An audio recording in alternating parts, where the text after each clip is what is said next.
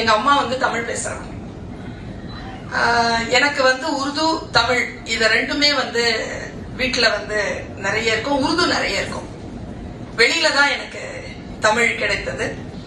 அப்படி நான் உருதுவை இளமையிலிருந்து கேட்டு கேட்டு வளர்ந்து வெளி உலகத்திற்கு வருகின்ற பொழுது, தமிழை கேட்க தொடங்குகின்ற பொழுது ஒரு சிறிய கம்பாரிசன், ஒரு ஒப்பாய்வை நான் எப்பொழுதும் என் மனம் செய்து கொண்டே இருக்கும் மொழி தொடர்பாக.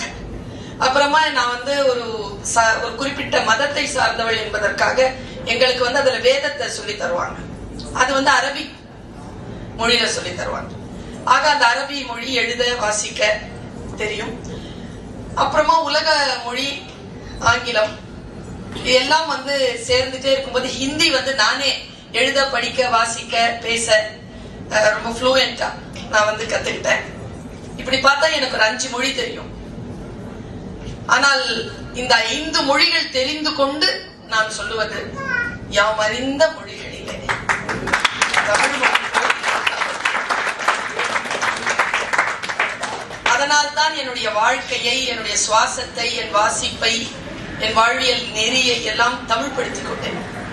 நான் அடிப்படையில் நீ யார் என்று கேட்டால் முதலில் தமிழச்சி, பிறகுதான் மற்ற எல்லா அடையாளங்களும் எனக்கானது வரும். அப்படி தமிழோடு ஒன்றிணைக்கக்கூடிய நான் இன்னைக்கு நம்ம பர்வீன் சுல்தானா பேசுறாங்கன்னா ஏதாவது ஒரு செய்தி சொல்லுவாங்க அப்படின்னு சொல்லுவாங்க. நான் இதை சுட்டுனாங்க, குழந்தை சாப்பிடாம துப்புச்சு. அப்ப அவங்க பாட்டி சொன்னாங்க, இதா பாட்டு பாடு குழந்தை சாப்பிடும் அப்படின்னாங்க. அந்த பொண்ணு பாடிச்சு, அந்த குழந்தை சிரிச்சுது. அப்புறமா ஊட்டுச்சு, சாப்பாடு சாப்பிட்டுருச்சு அந்த குழந்தை. அப்புறம் மறுபடியும் அதே பாட்டு பாடினா சிரிக்குது, சாப்பிடுது. நான் அங்க இருந்த ஒரு 15 நாட்களும் அந்த பாட்டு பாடினாதான் அந்த குழந்தை சாப்பிட்டுச்சு. ஏன்னா அதுக்கு ருசி கொடுத்துட்டாங்க. அது என்ன பாட்டுனா வேற பெரிய உங்களுக்கு எல்லாருக்கும் தெரிஞ்ச பாட்டு தான்.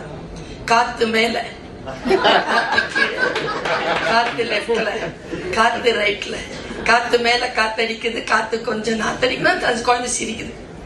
நான் ஒண்ணு புரிஞ்சுக்கிட்டேன், குழந்தை அதை கேட்கல, நாம தான் கொடுத்திருக்கோம்.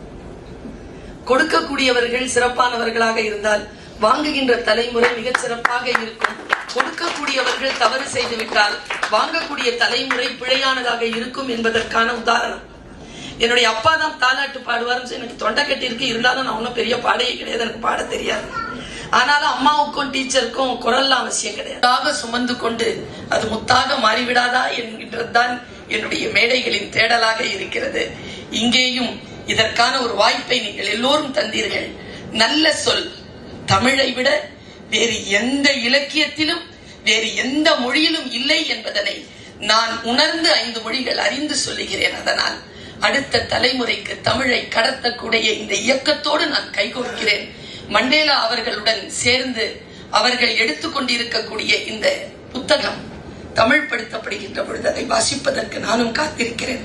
நீங்கெல்லாம் நினைக்கிறீங்களா ரீட்டா மேடம் பார்த்துக்கிட்டே இருக்காங்க, அவங்களுக்கு புரியலன்னு? அவங்களுக்கு எல்லாம் புரிஞ்சிருச்சு. பாருங்க, புரிஞ்சிருச்சு இல்ல மேடம்?